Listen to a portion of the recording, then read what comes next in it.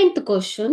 Why does the western part of the Western Ghats receive more rainfall? ಪಶ್ಚಿಮ ಘಟ್ಟಗಳ ಪಶ್ಚಿಮ ಭಾಗದಲ್ಲಿ ಯಾಕೆ ಹೆಚ್ಚು ಮಳೆ ಬರುತ್ತೆ ಅಂತ ಕೇಳಿದ್ದಾರೆ. Monsoon winds are obstructed by the Western Ghats.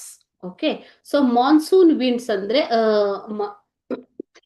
Monsoon ಮಾರುತಗಳನ್ನ ವೆಸ್ಟರ್ನ್ ಘಾಟ್ಸ್ ಪಶ್ಚಿಮ ಘಟ್ಟಗಳು ತಡೆಯುತ್ತವೆ.